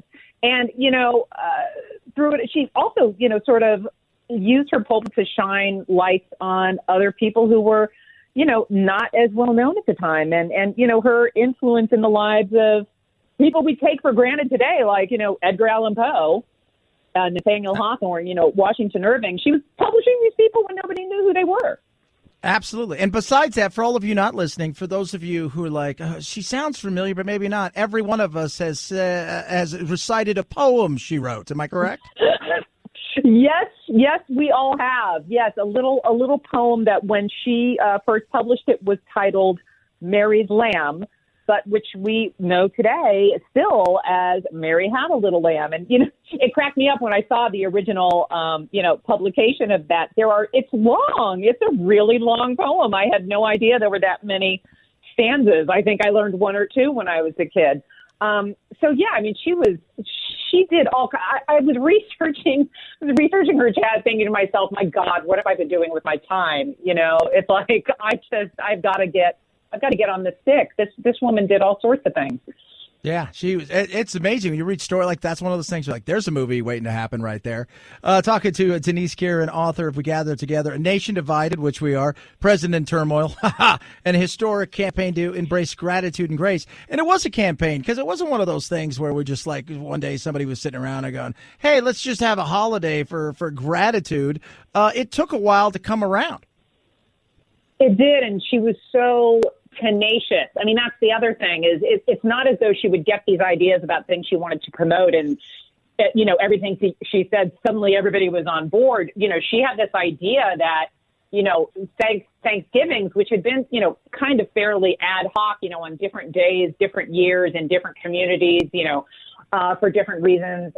She said, we need one national day of thanks, the same day every year, everybody in the country, in the territories, Americans living abroad, where we all come together and give thanks. So she's writing governors, she's writing ambassadors, she's writing the heads of territories, but she knew, she had to get a president on board. And, the first four just didn't have anything to do with it. She's writing President Taylor, Pierce, Fillmore, Buchanan. And finally, it was, Abraham Lincoln in the middle of the Civil War in 1863, who got on board and said, yes, I'm going to proclaim a national day of Thanksgiving. And that was 1863 was the beginning of our unending string of November Thanksgivings that has come all the way up to 2020, which is going to be one of the more interesting Thanksgivings we've had. Absolutely. And we've had Thanksgiving through a pandemic before. And you talk about that with, what happened with the Spanish flu in 1918. Well, that was another one of the parts of this book where when I wrote it, I thought, oh, this is interesting. I want to look at, what was Thanksgiving like during the Spanish flu. And then when we were editing it, it was just, oh, my gosh, this sounds familiar. It was, similar in a lot of ways. People were very tired of isolation, tired of staying apart from each other, really wanted to, the war was over. They really wanted to, be with family and friends. But, health officials and folks were canceling, telling people please don't do that. Try and stay away from large functions, try and stay home.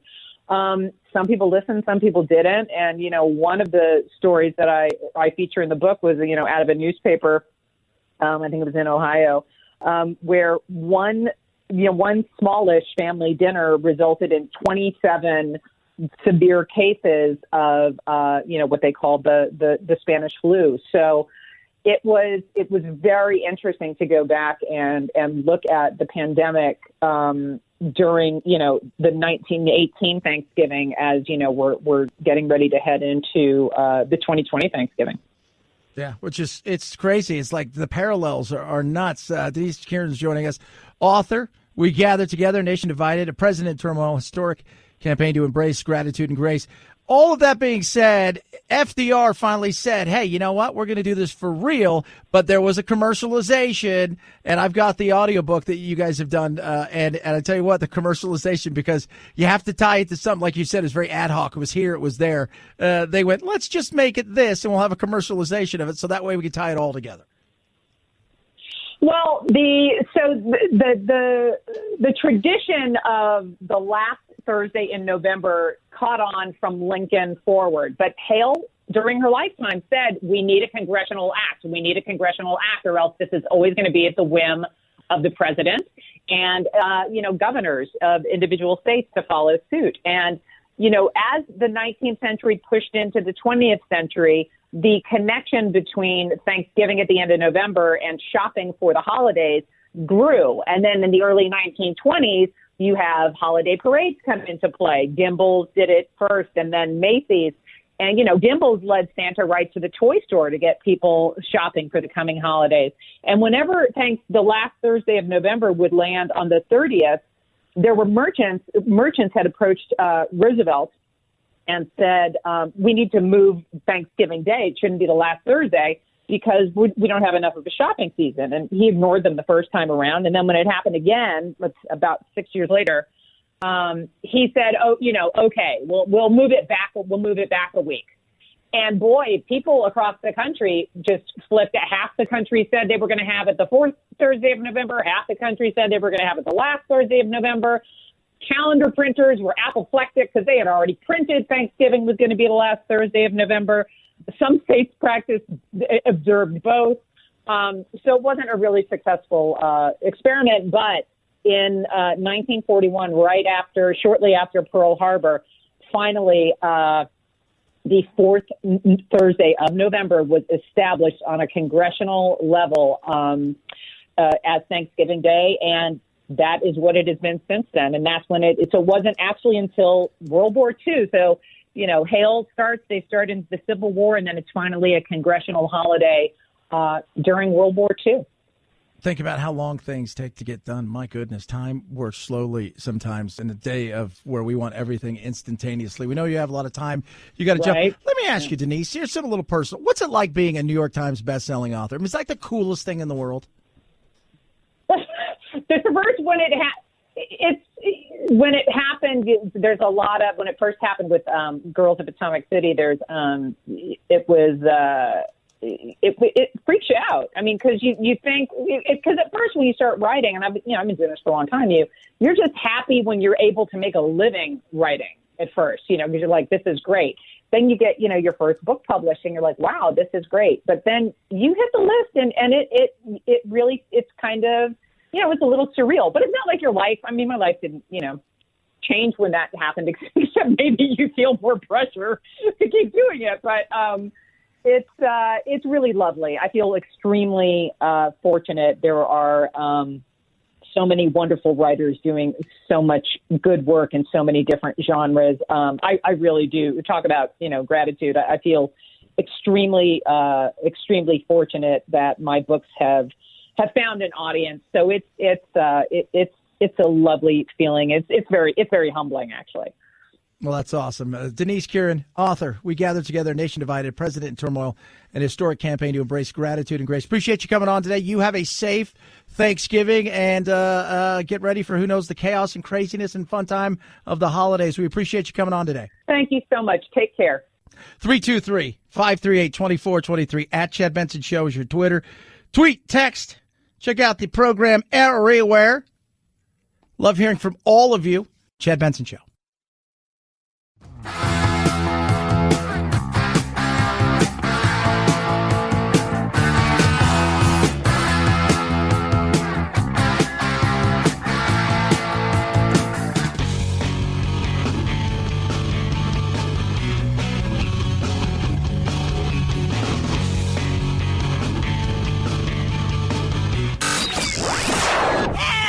I can't take it anymore! Well, get over it. It's time to forge a new path with your very own political cartographer, Chad. It is my favorite thing that I think we do here every single year. It is how we leave you to enjoy your Thanksgiving.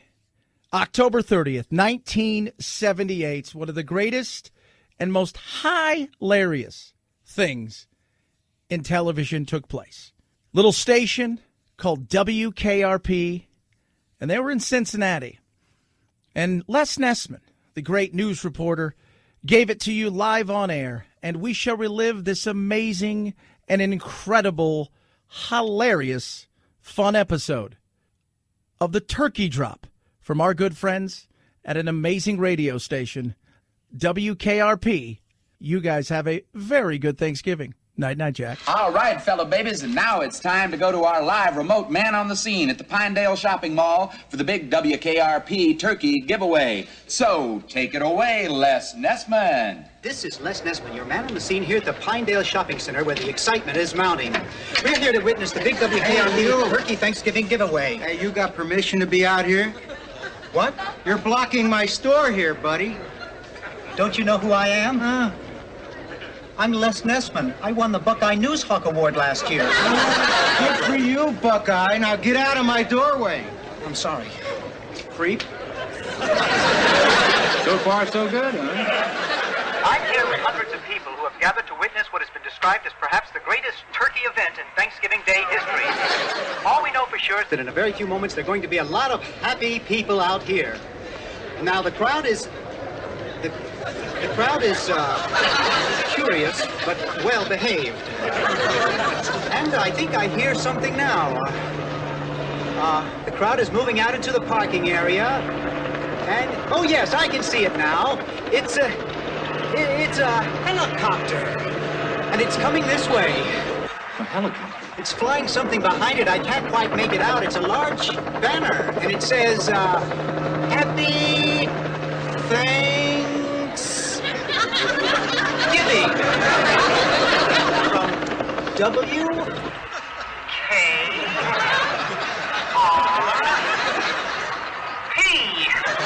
What a sight, ladies and gentlemen, what a sight.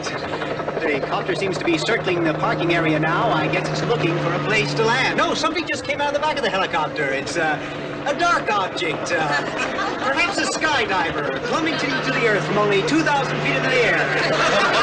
Second to the third. No parachutes yet. Those can't be skydivers. I can't tell just yet what they are, but... Oh, my God, they're turkeys! Oh, Johnny, can you get this? Oh, they're crashing to the earth right in front of our eyes! One just went through the windshield of a parked car!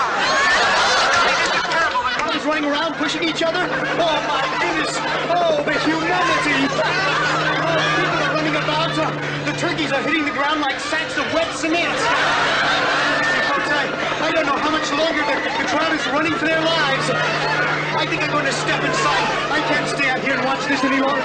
No, I can't go in there. Children are searching for their mothers, and, not since the Hindenburg tragedy has there been anything like this. I don't know how much longer I can hold my position here, Johnny. The crowd... Les, are you there? Les isn't there. Thanks for that on-the-spot report, Les. For those of you who just tuned in, the Pinedale Shopping Mall has just been bombed with live turkey. Film at 11.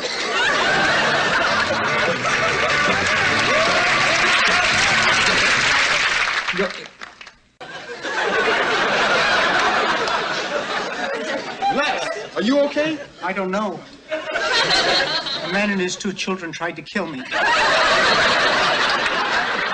After the turkeys hit the pavement, the crowd kind of scattered, but some of them tried to attack me. I had to jam myself into a phone booth. Then Mr. Carlson had the helicopter land in the middle of the parking lot. I guess he thought he could save the day by turning the rest of the turkeys loose. Gets pretty strange after that. Now it gets strange. Yeah, right. No, Les, come on now, tell us the rest. I really don't know how to describe it. It was like the turkeys mounted a counterattack. It was almost as if they were organized.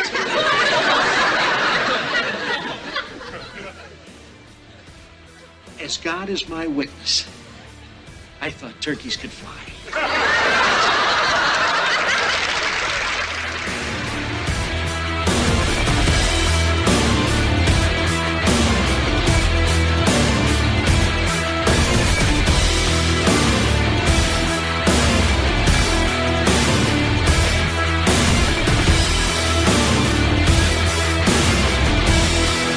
This is The Chad Benson Show.